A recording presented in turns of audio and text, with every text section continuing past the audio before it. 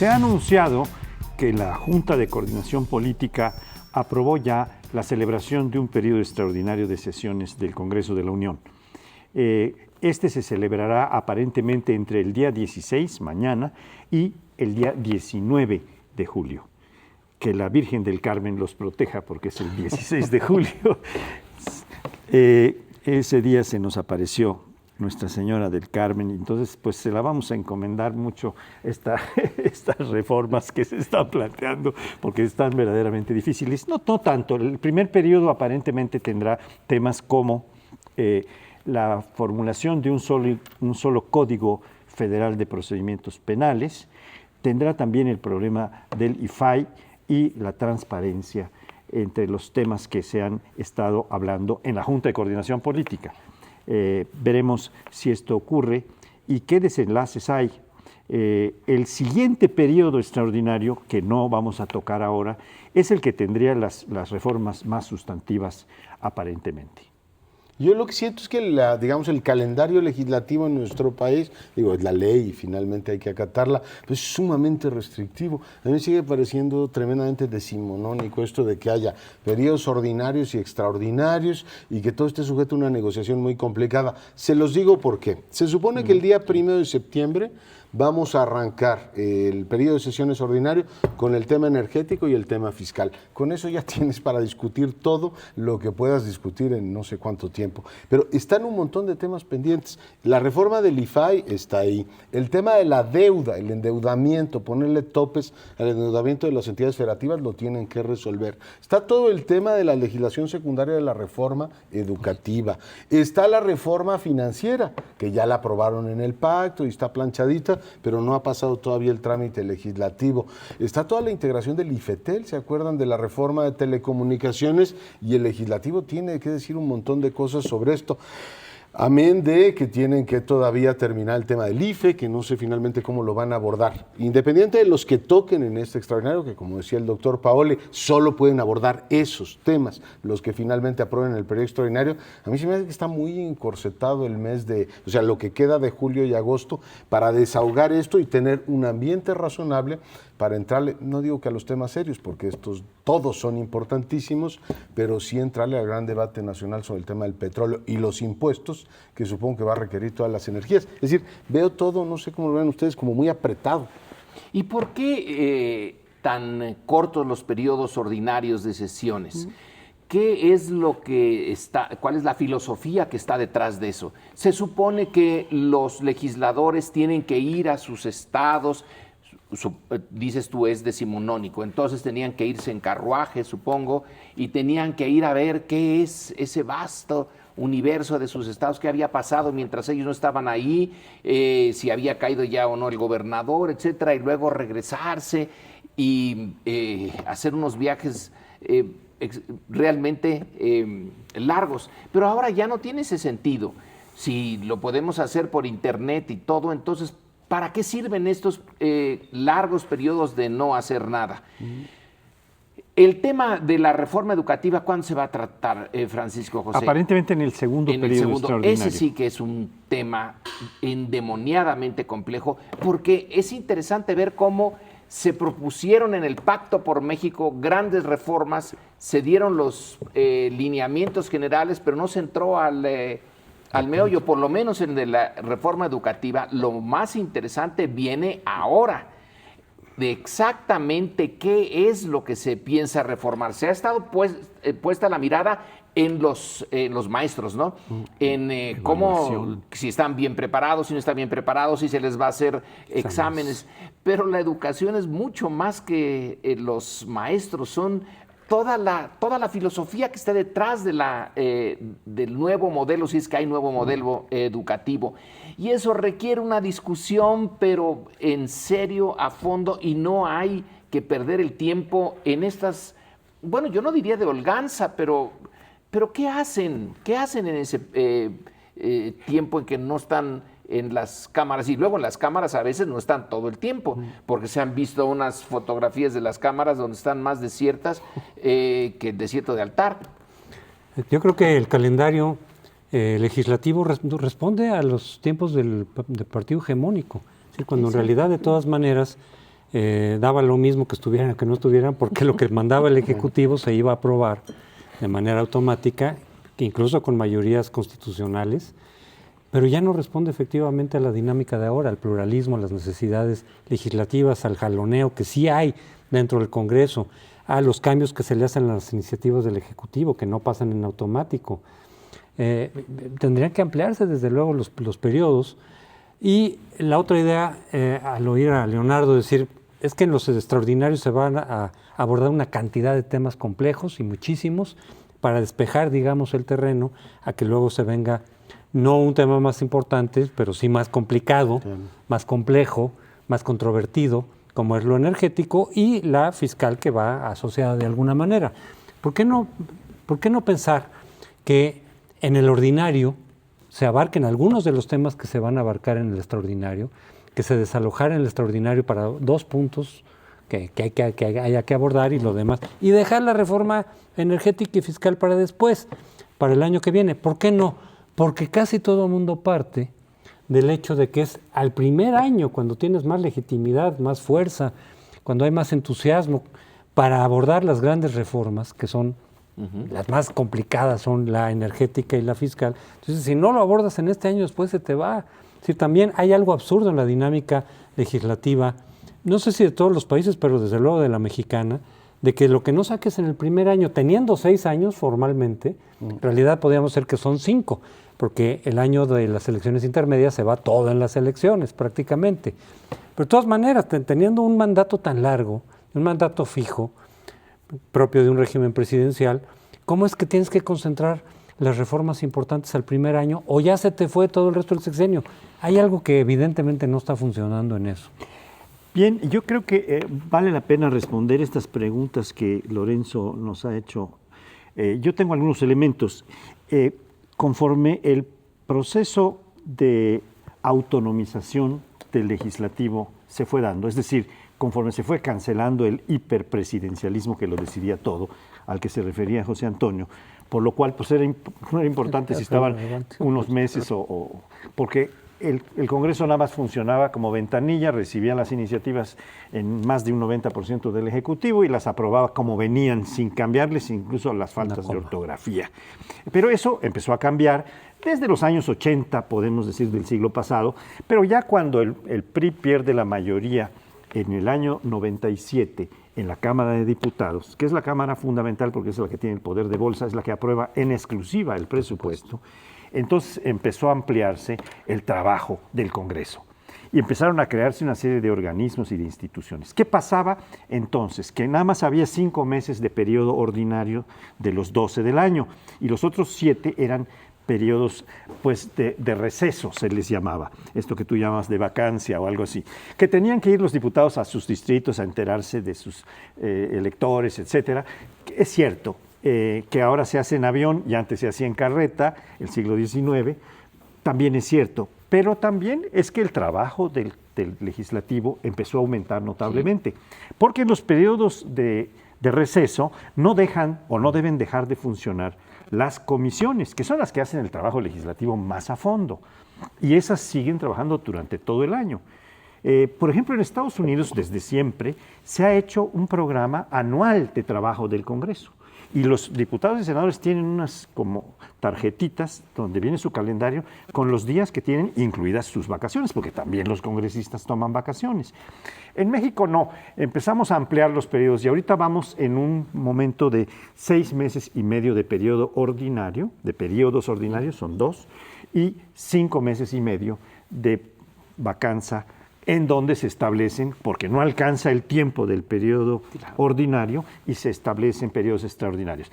Son cortos normalmente, se está previendo el primer extraordinario en 4 días, 16, 17, 18 y 19 de julio, pero ahí caben muy pocos temas, que son los que estábamos enunciando. Después viene un segundo periodo que se está anunciando, que sería el que tendría las reformas secundarias de la ley secundaria, en materia electoral, en materia educativa, en materia de telecomunicaciones, en materia financiera, que son amplísimas. Y además viene el periodo ordinario, en donde forzosamente se tienen que establecer el presupuesto que toma una gran parte de la discusión, anual del 2014 y se tiene que establecer antes del presupuesto, pues la reforma hacendaria que daría las bases para elaborar el presupuesto. Entonces, estamos ante un problema de congestión legislativa muy severo y no creo que los periodos extraordinarios alcancen a sacar adelante, como ya insinuaba José Antonio, todos los temas que se les están asignando en posibilidades. Entonces van a quedar. Y si no salen adelante, y si se queda todo Atorado. un poco, Rezagado. se avanza en algo, pongamos otra vez la reforma educativa, que a mí me parece un tema tan importante que va como a marcar en cierta medida la vida pública de México y va a dejar marcado o puede dejar marcado la vida cultural del país por mucho tiempo. Esta reforma es fundamental, se tiene ya por fin que pasar a otro nuevo modelo. Es un periodo pequeñito. Entonces, si no se llega a resolver todo, ¿en qué quedamos? Pues ¿En un limbo? Una especie de masacote legislativo. Pero a mí me preocupa más otra cosa, Lorenzo, y es los procedimientos del Congreso, ya han quedado escritos. No creo que sean los convenientes para una democracia que está basada en la deliberación pública y que tiene, entre otras cosas, que estar informando a los ciudadanos de por qué deciden una cosa u otra, que realmente los ciudadanos, en este caso apelo en mi condición de ciudadano y de comentócrata, los comentócratas también tenemos que tener nuestro espacio para ir discutiendo parte de la deliberación ante nuestra audiencia, los temas, y esto de que los apelmacen, los metan todos en un paquete, asuntos, tú dices lo educativo y estoy de acuerdo contigo, pero lo de telecomunicaciones no lo podemos perder de vista, o sea, estamos diciendo que fue una reforma para limitar los poderes fácticos y como de noche está pasando el tema de la integración del IFETEL y hay también asuntos de competencia, pero digo eso si digo el tema del código de procedimientos penales, todos los demás, es decir, lo que ocurre al compactarlo en periodos extraordinarios, que está muy bien que el legislativo desahogue sus temas como puedan, es que no invitan a los ciudadanos a una deliberación más amplia, es decir, a ver, ¿qué implica para usted la reforma financiera? Esa la pactaron en los dirigentes del pacto y dicen que está muy bien y que tiene muy bien ambiente legislativo, pero una buena parte de nuestra audiencia se preguntará, oiga, ¿y cuándo le van a dedicar en el primer plano un tema, un bloque completo a analizar ese asunto? Pues nosotros vamos un poco no digo marcados, pero sí al ritmo legislativo, es decir, ahora están discutiendo eso y yo creo que pierde enormemente la deliberación pública, en última instancia la democracia, al compactar tanto los temas, porque de la mitad de cosas no te enteras. No, y de todas maneras, no solamente que se entere el público, no, que no es algo menor, no es que lo desprecie eso, decir, bueno, que sepa la gente o no sepa lo que está discutiendo, no es eso solamente, sí es, pero además es el hecho de que pues, los propios legisladores pues no están siempre tan de acuerdo en todo, sobre todo cuando se baja, porque vimos que de manera bastante rápida se aprobaron algunas de estas grandes reformas constitucionales, la educativa, la laboral antes, la de telecomunicaciones y de pronto decir, pues vean, ¿no? Cómo cuando se ponen de acuerdo sí pueden salir. Sí, pero como se ha insistido mucho, con razón, es en la secundaria donde vienen todos los elementos, donde aterriza la ley. Una cosa son los preceptos constitucionales, que bueno, pero luego los detalles que están en la secundaria requieren de tiempo porque no tan fácilmente vas a lograr tampoco las mayorías necesarias o los consensos que quizá lograste a nivel constitucional. Y entonces si metes en un periodo de un mes de extraordinario 4 o 5 de estas reformas importantes que además se tienen que traducir, de lo que se trata es de traducirlas en las leyes secundarias, que es donde ya va a venir la práctica propiamente, la aplicación de la ley, pues como que no va a dar tiempo. Bien, estamos ante muchas interrogantes sobre qué pueden hacer estos periodos extraordinarios y qué va a pasar con el periodo ordinario de septiembre a diciembre, que va a ser sustantivo, pero pues eso lo seguiremos tratando en sus siguientes programas. No nos dejes, seguimos a otro bloque muy interesante. Pues bien, en este bloque vamos a abordar un tema armado. Armado no por nosotros, pero que nos interesa realmente a todos, que es el ejército.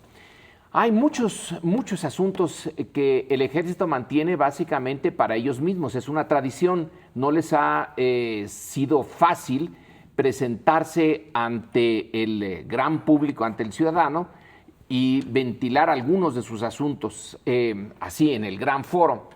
sobre todo en el sistema autoritario, donde realmente no tenían que dar cuenta más que a una sola persona, al presidente. Pero ahora las cosas están cambiando. Es cierto que la institución militar, según las encuestas de que disponemos, y de varias, aunque no sean muy buenas, pero en todas hay un aprecio mayor de la ciudadanía por el ejército que por muchas otras. Entonces, esta situación en donde hay un grupo de generales que han sido acusados, que van a dar a prisión, que son tratados de una manera muy humillante, ellos mismos ahora lo dicen, la peor de las vejaciones se les hicieron ahí, y luego se caen los cargos. ¿Quién es el responsable de esto? ¿Quién es el responsable de estar metiendo en problemas a esta institución que ya de por sí tiene suficientes como para crearle otros? Creo que si ellos, los generales, no van a exigir de manera abierta, porque no quedó claro si lo iban a hacer o no, nosotros como ciudadanos sí tenemos que exigir que se nos diga qué diablos está pasando adentro del ejército, porque este tipo de juegos con la justicia y con la justicia militar creo que afectan a todo el sistema político. Yo creo que hay dos vertientes muy interesantes a lo que planteas, Lorenzo. Por un lado está quién es responsable. Bueno, pues sabemos que la Procuraduría General de la República instruyó buena parte de estos expedientes en base a una figura que ya se está discutiendo, el testigo protegido. Los tuvieron primero arraigados, otra figura que constitucionalmente no huele bien, y finalmente los tuvieron en la cárcel hasta que tuvieron literalmente que desistirse, porque no había elementos. Ahí hay una responsabilidad indelegable de la Procuraduría General de la República. El segundo elemento es si la antigua procuradora, hoy cónsul general de México en Milán, para sorpresa de muchos, un servidor incluido, recibía órdenes de defensa para proceder como si fuese una venganza de un general en contra, por ejemplo, del general de Aguajar. Es decir, procuradora, tú empapelas a estos señores porque son o mis enemigos políticos o tienen aspiraciones o simple y llanamente no me caen bien. Lo cual te llevaría efectivamente a que una institución con tanto prestigio como el Ejército, tú lo decías, estuviese, bueno, pues exhibiendo el que ciertas venganzas personales o de tipo político, finalmente no lo sabemos, y ahí hace falta transparencia. Es decir, es importante que sepamos por qué razón hubo esta revancha, esta especie de venganza que tiene todos los visos de serlo, y que se les permita a los afectados, yo no sé si por disciplina o porque así convenga a la institución, un poco como funciona la iglesia, ¿no? Que dice, oiga, lo único que no perdona la iglesia es el escándalo, entonces vayamos bajándole el asunto al tema. Deberían poder quejarse y decir, oiga, esto vino o no vino, la verdad es que no lo sé, es una especulación por una petición del secretario de Defensa, ex secretario de Defensa, a la anterior procuradora. Bien, decía Lorenzo que vamos a tocar un tema armado. Yo lo que tengo es una sensación tal de ignorancia sobre el ejército que me tengo que armar, pero de valor para tocar el tema. Porque sé algunas cosas, como por ejemplo que sí hubo una prisión a un general Gutiérrez Rebollo en administraciones anteriores, que creo que sigue preso, porque sí se le probó que estaba inodado, que estaba involucrado con el crimen organizado y que recibía mucho dinero o lo que fuera y daba favores y protección al crimen organizado. Después, estos otros son asuntos muy en el orden político. También sé que en las encuestas de prestigio de las instituciones que se han hecho, entre ellas una que hacía la Secretaría de Gobernación, que creo que ha dejado de hacer, que se llamaba la ENCUP, que era muy buena encuesta, a mí me tocó un poco procesarla, o impulsar su procesamiento. Las instituciones que salían con mayor prestigio eran dos, la Iglesia y el Ejército.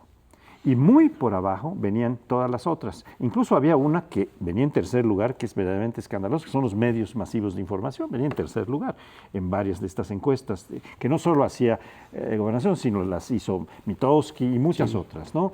Eran muy interesantes y, bueno, estaban en medio algunas instituciones y hasta abajo estaba la policía, estaban los diputados, estaban los partidos, con un 5% de aceptación o algo así, cuando el ejército llegaba al 80%, la Iglesia también 80, 70 y tantos, casi arriba del 80 en algunas ocasiones, por ciento de aceptación. Entonces, meter a la cárcel a algunos generales sin tener las pruebas suficientes, cuando es una de las instituciones que más estabilidad le pueden traer al país porque tienen prestigio, tienen aceptación.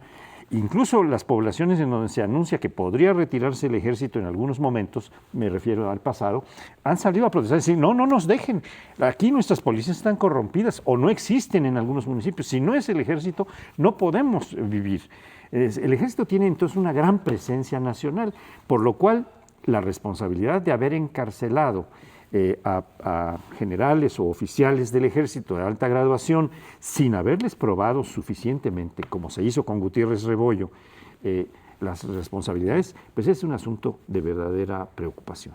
Como sí se hizo adecuadamente en el caso de Gutiérrez Rebollo, Sí, ¿no? ahí sí. Y que en este caso no, porque no habían las pruebas suficientes y más bien entonces tendemos a pensar que se trataba de venganzas personales en donde la PGR de pronto quedó involucrada, pero tenía que haber sido con el visto bueno, porque de haber tenido también una posición firme, si bueno, pues no podemos proceder si no tenemos los elementos suficientes. Y aquí es un capítulo más de los que se van agregando, uno tras otro, en nuestra vida política, de casos de mal uso de la justicia, de casos de arbitrariedad, de abuso de poder, de pasar por encima de la justicia y de los procesos de procuración de justicia, sin que luego haya consecuencias, es decir, un nuevo caso de impunidad. Pero se van acumulando uno tras otro, casos de corrupción, casos de abuso de poder, casos de venganzas personales en el uso de la justicia. Hemos visto, lo hemos tratado aquí, de ese tipo de escándalos que se dan en el propio Poder Judicial también.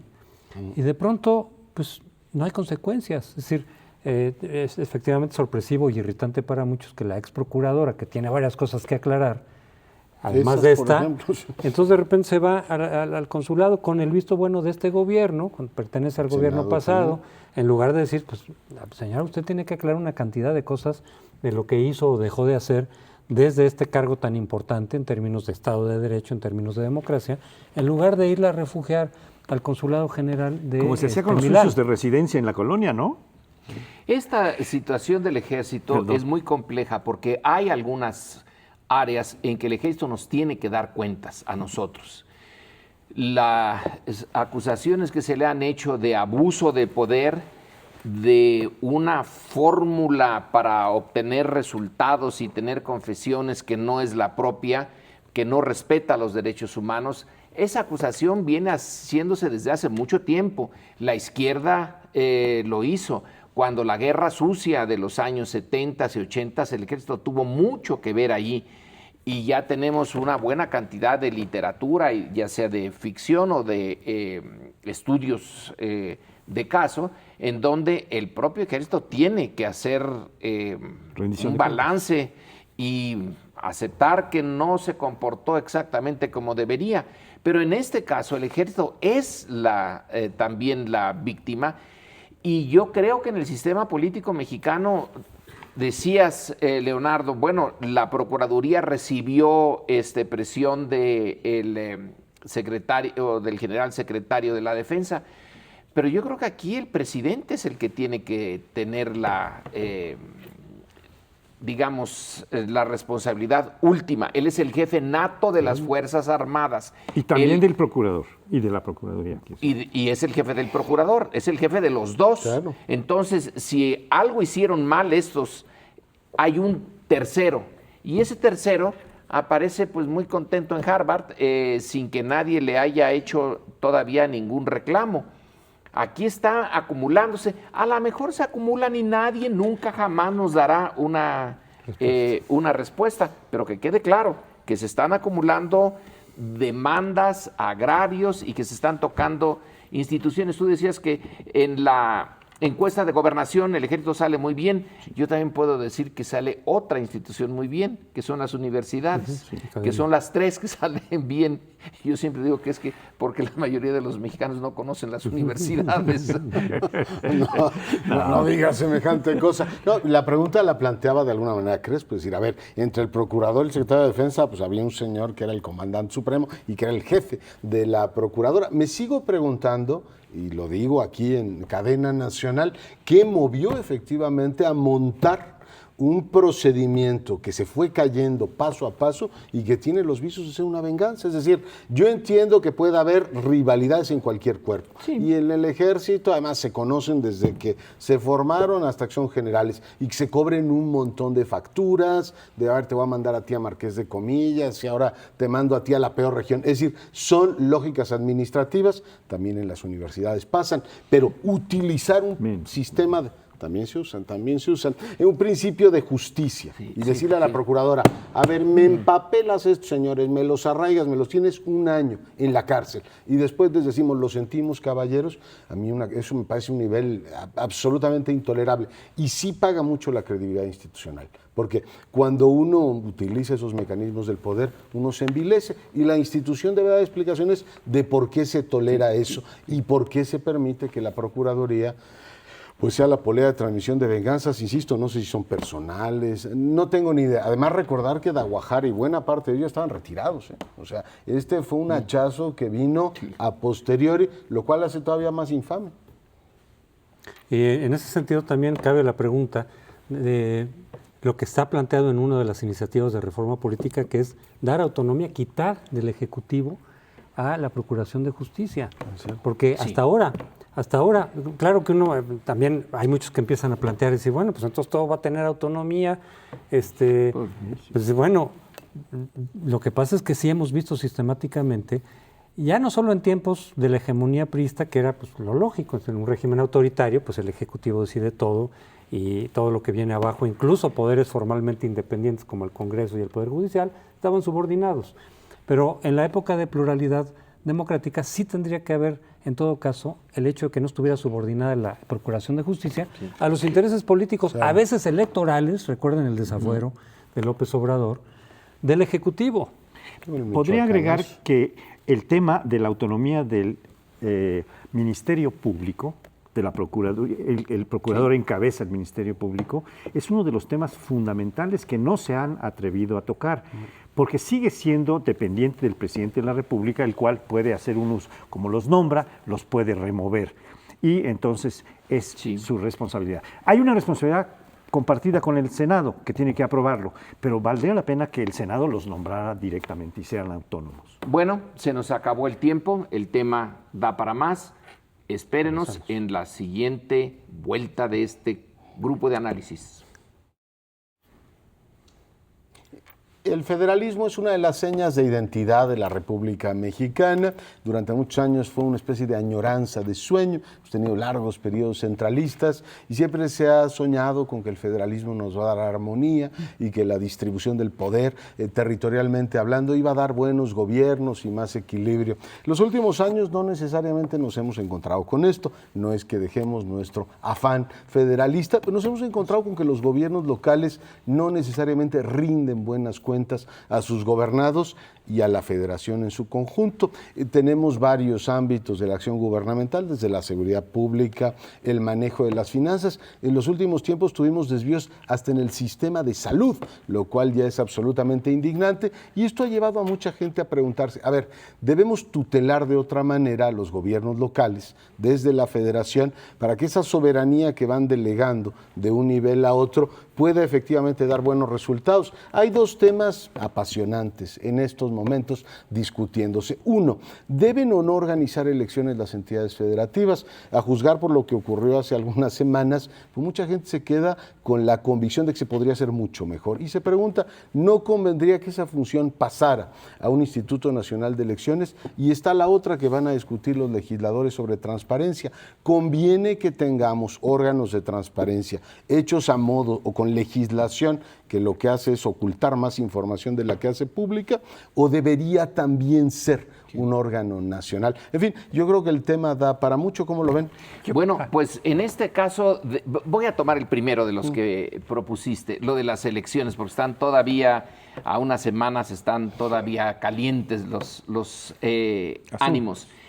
Vamos a tomar el caso de Baja California, donde hay una institución, se supone ya hecha, el PREP, los resultados que deben de salir rápido, que no tienen validez legal, oficial, pero que son un instrumento importantísimo. Entonces, en Baja California se organiza con una empresa privada y Jorge Alcocer, cuando discutió esto en un programa, señaló, pero si el IFE ya tiene todas las computadoras y todo el aparato para hacer estos conteos rápidos, se lo dan a una empresa privada, el gobierno, el instituto, supongo el Instituto Electoral de Baja California, la empresa privada se hace bolas con un algoritmo. Esto del algoritmo a mí me suena siempre muy sospechoso, porque siempre se ha preguntado uno cómo es que si se pone un voto a favor de aquí en alguien, se le quita un voto acá, y al final dicen, se nos echó a perder todo, y se pagaron 4 millones y tantos, y no hubo ningún resultado. ¿O fue muy malo el resultado? Fue muy mal el resultado. El IFE lo podría haber hecho, pero del otro lado viene ya un interés burocrático. Hay una organización de estos institutos y tribunales electorales locales que dicen, no, sería una monstruosidad crear tamaña estructura. Bueno, ya la tenemos para empezar. Ya está, querrámoslo o no, ya está. ¿Por qué no la usamos? Porque lo que ha salido son monstruosidades locales, son los institutos electorales en general una cosa peor que el IFE. Si el IFE tiene sus pecados, yo quisiera reforzar esto un poco en el sentido de hacer un Instituto Nacional de Elecciones y una ley de partidos políticos que fuera vigente para toda la República. Porque en la actualidad son los estados los que legislan en materia electoral, tienen a los institutos locales, aunque los declaran autónomos, sabemos que no lo son, y las dos razones que tengo son que esto de atraer a una sola entidad, que ya, por cierto, como decía Lorenzo, nos cuesta mucho, y los institutos electorales de los estados en alguna forma están duplicando. Cuando las elecciones se hacen con base en los elementos que tiene el Instituto Federal, el nacional. Sí. El padrón electoral es el mismo, hace convenios con los estados cada vez que va a haber una elección en esos estados y les presta y se los actualiza incluso. Y también hay otra cosa, los partidos políticos nacionales lo son y tienen derecho de intervenir en todas las elecciones por constitución, estatales y municipales, con el solo registro nacional. Por tanto, si ya tenemos elementos nacionales, tenemos una estructura tan cara, tan amplia, tan vasta que está distribuida en todos los 300 distritos electorales del país, en donde se pueden hacer realmente no solo las elecciones, sino todos los procedimientos como este del PREP, que hacía muy bien el IFE, estamos dejando que los estancos federalistas, ¿no? Hagan sus cochupos con empresas privadas, estén pagando millonadas. En Puebla se pagó creo que 22 millones por el PREP a una empresa privada, en Chihuahua 6 y pico de millones, en Durango también. En fin, todo esto está ocurriendo en las elecciones que acaban de ocurrir la semana pasada, y estamos viendo cómo la corrupción y los intereses de los gobiernos de los estados o de quien sea que las está tomando, están violentando algo que el IFE había resuelto satisfactoriamente. Sí. Entonces, sí hay elementos para pensar en que tanto un Instituto Nacional de Elecciones como una ley nacional de partidos políticos, como existe en el 50% de los países del mundo, es algo que necesitamos. Lo que pasa es que se pone en cuestionamiento el decir, es que con esa concentración, digamos, de facultades en un instituto, ya sea de electores o de electoral o de transparencia, se está afectando el federalismo. Ese es el reclamo.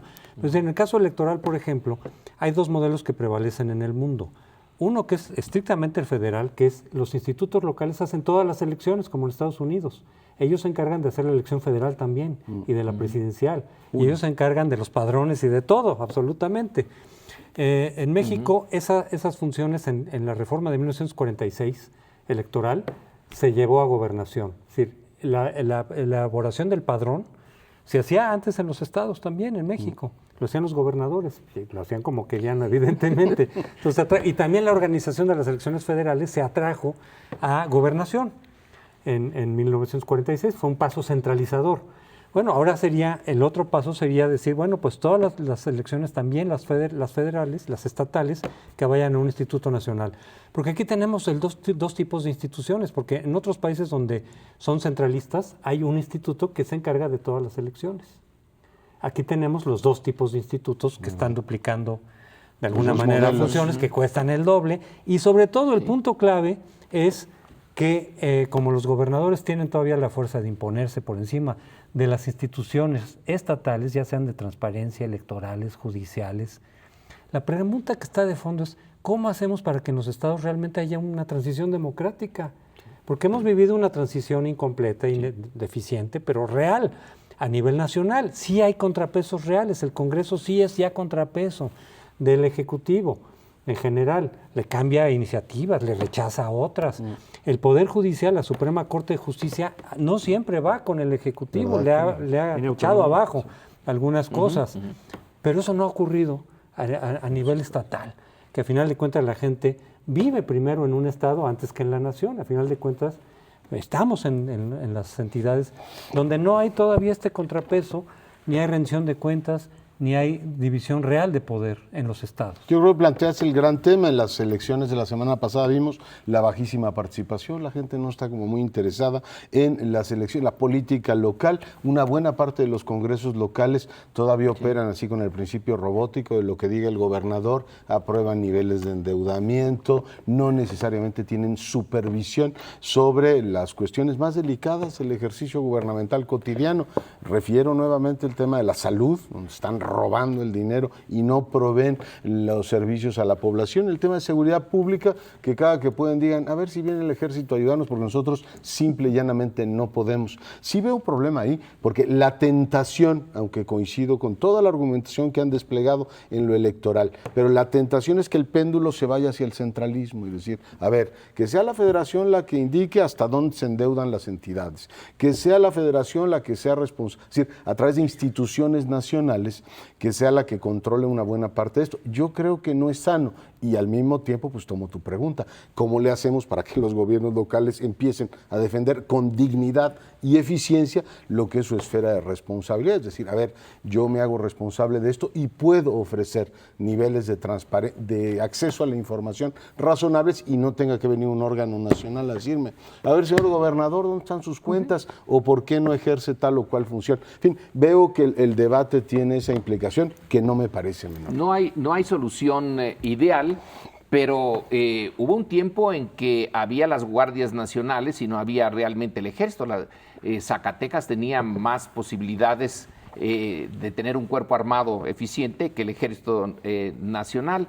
Hubo que centralizarlo, todo tiene sus defectos, pero ahorita en este momento los institutos electorales de los estados han dado una muestra de incapacidad. Entonces, de acuerdo, Leonardo, dices, pero no nos estaremos yendo muy lejos, pero si ellos son los que pudieron haber legitimado la existencia de organismos locales y no lo quisieron hacer. ¿Sabes qué? Yo creo que vale la pena tener en cuenta lo siguiente. El federalismo es una invocación que se está haciendo, la violación del federalismo. Pero la verdad es que el federalismo en el mundo es muy difícil y es muy distinto en cada país. Es muy difícil de aplicar. Sí. Nuestro federalismo no es igual que el argentino siquiera o que el brasileño. Hay diferencias muy fuertes. Solo 25 países del planeta, de los casi 200 países que hay, tienen sistema federal, porque es muy difícil y cada uno tiene que atender a las circunstancias propias. El federalismo mexicano hace mucho tiempo que tomó algunas decisiones para centralizar actividades como la educación. La educación era de materia de los estados. Quedó en el artículo 3 que los programas son nacionales y tienen que ser aprobados por una central. Las juntas federales de conciliación tenían pocas, pero fueron atrayéndolas porque las corrupciones que se daban en los estados eran muy grandes. Entonces, ahora estamos en presencia de tener un federalismo, pero que atienda a las necesidades, como también la Comisión Nacional de Derechos Humanos, que no es un asunto solo federal o nacional, es un asunto planetario. Claro. Tiene que atraerlo una sola institución y no estar teniendo ficciones en cada estado. Pues el tema es interesantísimo. tenemos que hacer una pausa. Regresamos en un instante. Bueno, y echémosle un ojo a lo que ocurre en Egipto de unos días para acá. Empezó con una movilización, como hemos visto en varios países, y eso terminó en golpe de Estado. Es decir, el ejército tomó como pretexto las movilizaciones amplias y nutridas, sin duda alguna, en contra del presidente democráticamente electo un año anterior, el presidente Mohamed Morsi, para decir, bueno, pues estamos con la gente está pidiendo que renuncie, y le damos el golpe de Estado para renovar más adelante en elecciones extraordinarias a otro poder democráticamente electo, y también la Constitución fue suspendida por ahora. ¿Qué es lo que pasó ahí? Recuerdo que cuando platicamos del caso de Egipto hace 2 años, cuando la original primavera árabe, decíamos, en los países musulmanes la cosa se complica porque siempre hay un factor islámico que fue relegado por las dictaduras, como la de Hosni Mubarak, como la de muchos en otros países musulmanes, son apartados, el Shah de Irán en su momento, en Irak, etcétera, Ataturk, en Turquía.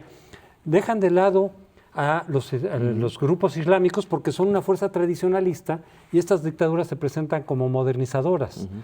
Cuando se abre la democracia hay que incorporar por definición a los grupos islámicos, que además reflejan a grandes mayorías de la población, pero empiezan a ser un factor tradicionalista, echan abajo algunos de los avances modernizadores, de los avances laicos, penetran la educación, le empieza a dar un contenido religioso, y de pronto eventualmente eso puede llevar a la suspensión de la participación política de estos grupos musulmanes. En este caso eso es lo que ocurrió. Habían 2 elementos organizativos fuertes en Egipto. El ejército, por un lado, que es modernizador, y los hermanos musulmanes, que son casi la única organización vigente después de la caída de Mubarak, que evidentemente llevaron a uno de sus figuras a la presidencia, pero que fue en una elección democrática. Y ahora se interrumpe y se sienta un mal precedente, porque cada vez que se da un golpe de Estado, es decir, se remueve a un gobernante por fuera de los canales institucionales, es como echar atrás lo que se había logrado y empezar de cero. Es un golpe a la institucionalidad y es un precedente que va en contra de la democratización. Aquí lo que veo yo interesante para nosotros, en primer lugar, que donde quiera que la democracia se intenta y fracasa, es un golpe para todos nosotros y en la medida en que nos identificamos con la democracia. En esto es universal. Pero un punto interesante es que la hermandad musulmana toma el poder por la vía institucional con muchas dificultades. No quedó clara la pluralidad en la elección. Más de un egipcio, sobre todo en las zonas urbanas y de clase media, dice, fue elegir entre el diablo y su primo, que es un problema de las elecciones, cuando tienes una muy restringida el abanico de posibilidades. Pero sobre todo, aquí el hecho de que los hermanos musulmanes no supieron, las transiciones son delicadísimas. Es quizá el momento más difícil de cualquier líder político y de cualquier partido político. Maquiavelo así lo vio y por eso nos dio su gran libro del Príncipe, porque es lo más complicado. Y aquí Morsi fue como particularmente insensible y eso entonces tomó una serie de decisiones y no hizo caso de la pluralidad. Eso también nos está dando una lección a nosotros. Creo que en otro sentido, en el caso de la transición mexicana, hubo una especie de acuerdo entre PRI y PAN, entre centros y derechas, pero decidieron apartar en cierto sentido a la izquierda de la posibilidad de llegar al poder y entonces empiezan a pudrir ciertas elecciones como la del 2006. Hay en lo de Egipto un elemento que también recoge parte del problema mexicano y es que debe de ser tratado todo esto de la transición con una finura y una visión de estadista, una visión de gran aliento, de gran plazo, no de ganar aquí, y Morsi no lo hizo así.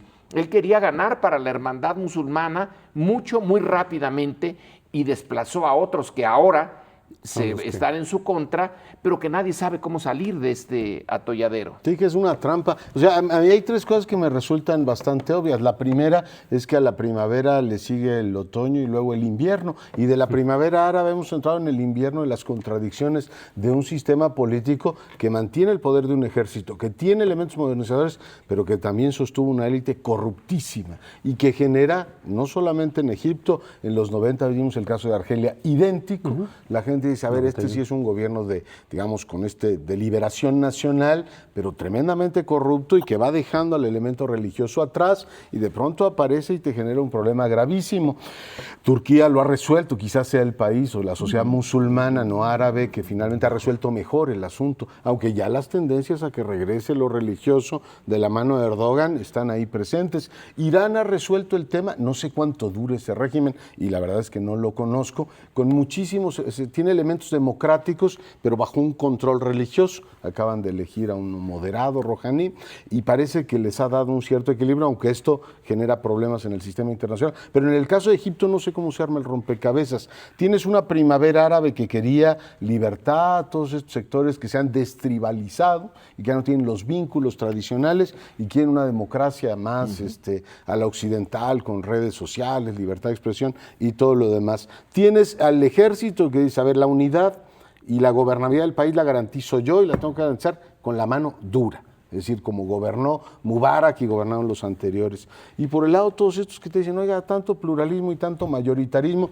y resulta que aquí la mayoría somos nosotros, y les dicen, a ver, el pluralismo no puede pasar por ustedes porque ustedes tienen todavía un elemento muy religioso, que es una visión muy occidental. La verdad es que no sé cómo salir de la trampa.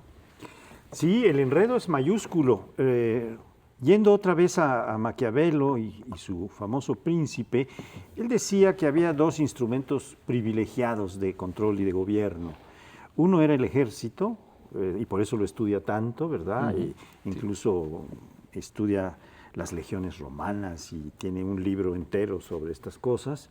Y el otro era la ley que hacía el rey, que hacía el monarca, el príncipe. No la hacía el Congreso, no la hacía el Parlamento. Eso es una función que le dieron a los parlamentos mucho después, ¿no? Los parlamentos empiezan para ponerle ciertos límites al rey en Inglaterra, en el siglo XIII, y poco a poco van ganando otras atribuciones, entre las cuales está hacer la legislación. Pero la ley era un atributo del rey, así decían los que querían rimar incluso, ¿no? ¿Qué corresponde al rey? Pues hacer la ley y aplicar la ley y nombrar a los jueces. Y hacía todo el rey, no había división de poderes. Ese es el tiempo de Maquiavelo. Pero ahora estamos en un tiempo en el cual están mediando otras circunstancias que no son ni la ley ni el ejército, que son además los partidos políticos que a veces tienen estas connotaciones como la hermandad musulmana, que es muy religiosa, que responde a valores muy conservadores y que quiere todo el poder para hacer una teocracia. Este es en el fondo uno de los problemas que está allí. Y le dan un golpe a un gobernante que viene de la hermandad musulmana, pero que en el fondo también tiene algunos elementos democráticos, porque está diciéndose el gobernante de la hermandad pues es totalmente antidemocrático en el fondo, tiene un espíritu conservador muy amplio, ¿no? Sí, que es un problema que efectivamente en varios países musulmanes no se ha podido resolver adecuadamente, pero yo quisiera extraer dos elementos de la experiencia de Egipto en términos de política comparada. Uno, los límites de la segunda vuelta, porque es vigente la segunda vuelta en Egipto. ¿Verdad?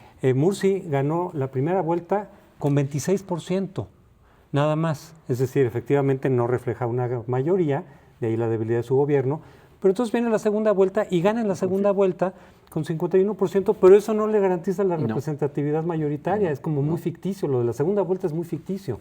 Si no logras una mayoría, de todas maneras después no tienes esa representación y entonces una mayoría opositora se te viene en contra y entonces los fundamentos de tu gobierno se debilitan.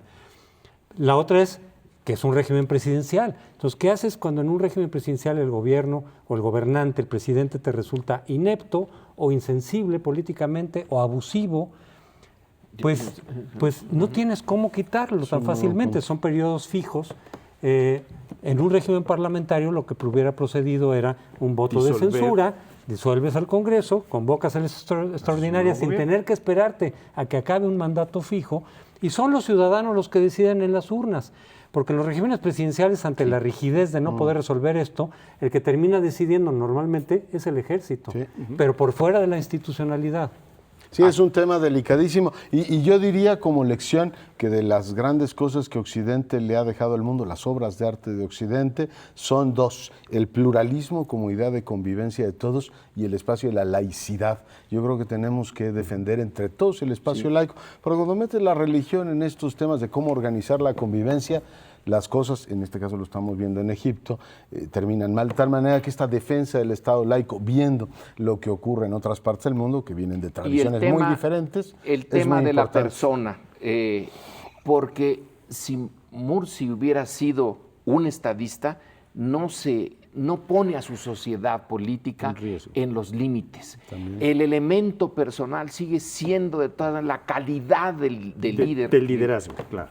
Pero precisamente por eso entonces los canales institucionales para deponer un mal gobernante. En fin, se nos acaba el tiempo, nos vemos el próximo lunes. Muchas gracias.